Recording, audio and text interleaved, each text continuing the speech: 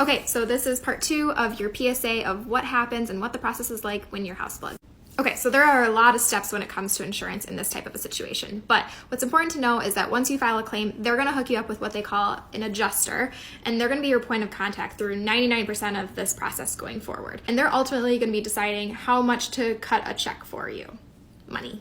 So right away, and I think this is pretty standard, but our insurance company put us up in a hotel while the restoration services was coming in and drying out the area and doing the demolition. So we stayed in a hotel for about a week, but then we had to decide what we were going to do for long-term housing, as this wasn't going to just be an overnight project, obviously. So they gave us the option of either putting us up in a rental house or an apartment, or they would give us a stipend for our living expenses, and we could choose what to do with it, which is what we decided to do, and we ultimately decided to take that money and then stay in our house. Really good deal for us. I don't know if that's always the case with insurance companies. We were also surprised to learn that our insurance company was going to be paying our electrical bill throughout the entire project.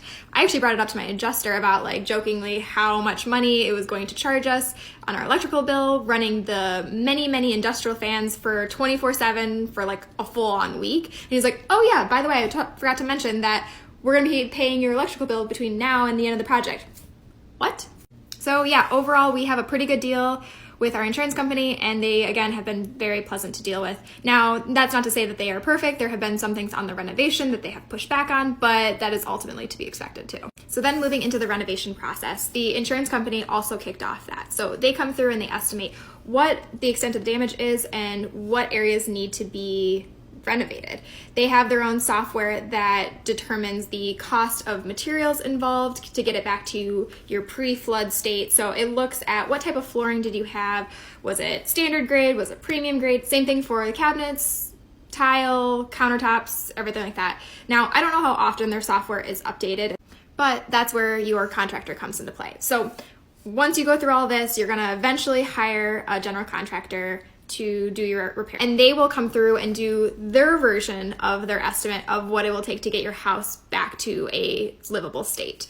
And this part of the process was actually, I think, a bigger surprise for us in just how long it was going to take. Trying to get all of the subcontractors to get on their schedule, get estimates back. I think I was just naive thinking it'd be like 1 to 2 weeks time. No, it took many weeks to do all of that. So finally got the final number, gave that back to insurance. Of course, they didn't quite match, so we had to do a little bit of negotiating back and forth. But as we stand today, we have come to an agreement, which I'm super excited about.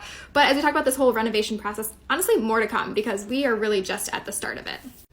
That being said, if you went through a similar situation, I want to know, how did your experience compare?